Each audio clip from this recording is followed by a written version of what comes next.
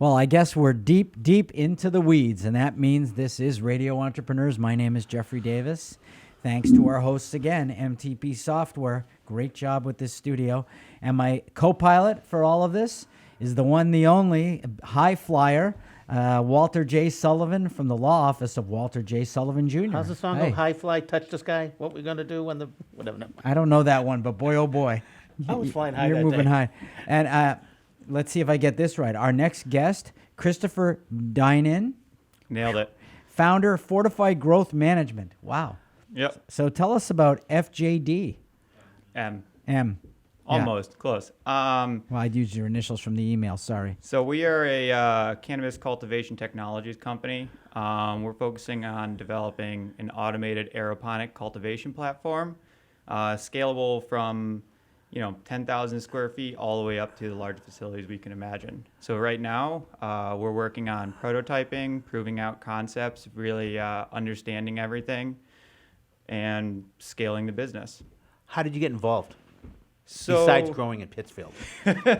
So my background is in mechanical engineering, and I come from the nanotech sector, and I was doing that for a couple years where we were building the business, and I was out in Ohio building a factory out there. And when all was said and done, after we were done scaling that, I looked around the company with the CEO at the time, decided to take off, left on really good terms, and then I was trying to figure out what I wanted to do for my job. And I realized that there was an opportunity to combine all these things that I loved, which was technology, production environments, cannabis, and building businesses. How'd you learn all this stuff? I don't really know, actually. Were you growing in your Well, backyard? you just didn't wake up one day knowing it all. Well, I mean, luckily we live in the era of Google, so you can spend a lot of time doing your research, doing your due diligence. I come from, nanotech's a very complicated industry. The processes are very complicated, so I looked into a lot of research papers, NASA articles, all this other stuff, trying to find out really how you could optimize the growth process, and just sort of arrived here. It's kind of a winding path, and just this is where it popped me out. And what have you seen? Because you've developed a more sophisticated system that would much more efficient, better Yep. growth. What have you seen the problems that existed in the industry? So, I mean, even if you look at news that just came out today, there's a company in Canada called CanTrust. They just got $2.6 million in return product that was non-compliant and returned cannabis, right? Like just weed, $2.6 million back.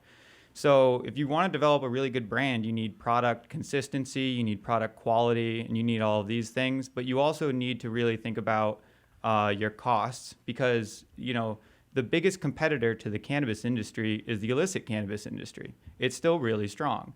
And if you want to compete with these guys, you have to compete on cost. So looking around, it was like we need to take out the labor, we need to optimize plant growth, and we really need to drive this into the 21st century. And the other thing is, can't really rely on the environment all the time. Growing in California is great, but California also kind of lights on fire and slides into the ocean. So Nothing like blowing smoke. yeah. Get high just from the fire. So explain the difference from your technology versus, so the listeners who are getting into cultivation understand what the distinctions are. Yeah, so hydroponics, you grow in nutrientless media, right?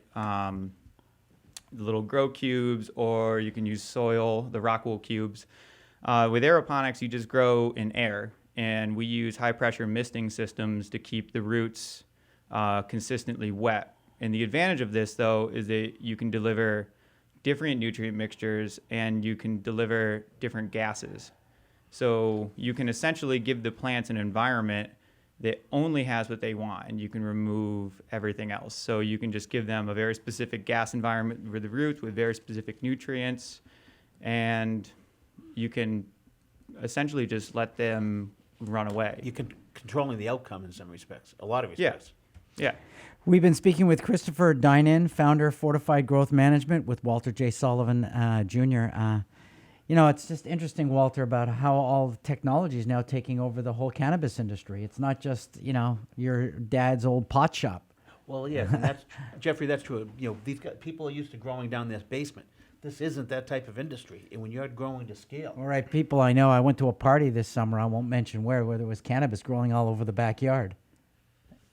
Look, the best weed you could find, nice and green, wasn't it? That's, well, Little flower at the end? I didn't try it, but I mean, that's what I, thought I knew growing up. It's not that way anymore. This is about science and business now. And especially as Chris talked about cost. You got to understand your cost coming in the door and understand what is going out the door. And I think, Chris, you got a system that allows that to happen to really reduce your costs. Yeah, we're really trying to invest in technology to control cost, but also to kind of talk about the guys growing weed in their backyard and kind of the way that the industry will evolve, right? Like, I think there's going to be this big biomass part where you're going to have people growing these massive fields that are going to go into the concentrates, and that's going to be your really low-cost supply, but it's going to be kind of, the concentrates are much less sensitive, and then you're going to have like the really high-end bud. And so that's where we really want to focus, is on a really high-quality, high-end flower.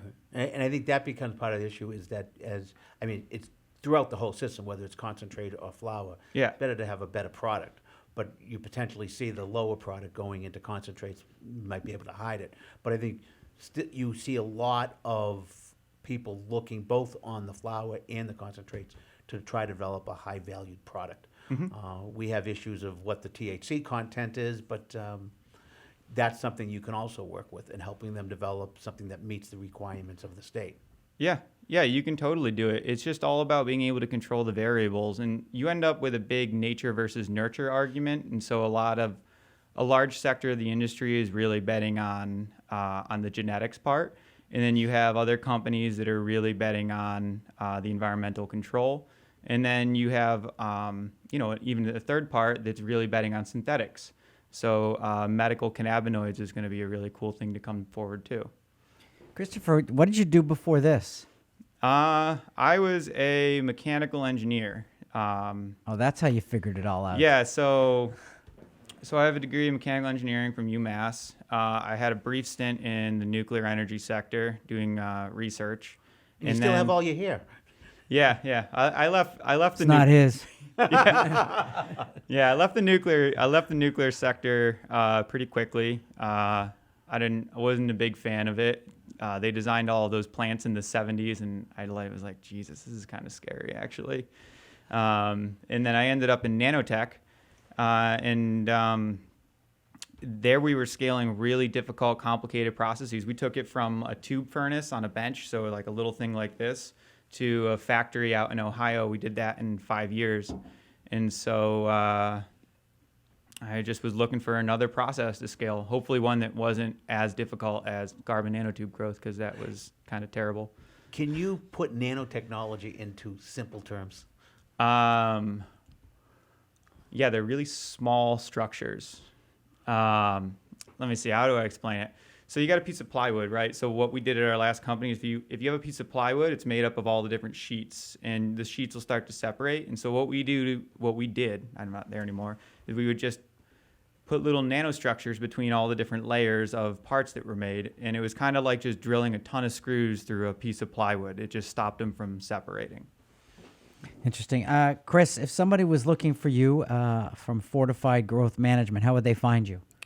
You can give me a call on my cell phone, 413-822-0180, or you can email me, cdinan@fortifiedgrowth.com. Great. And, Walter, since you're my co-pilot today, how do people find you? I'm still high. W. Sullivan at waltersullivanlaw.com. Well, he's the In the Weeds attorney. I want to thank you for being on the show today. Yeah, thanks for having me. Hope you come back again. Good luck. Thanks. Take care. We're going to take a Thanks, break. Chris. This is Radio Entrepreneurs.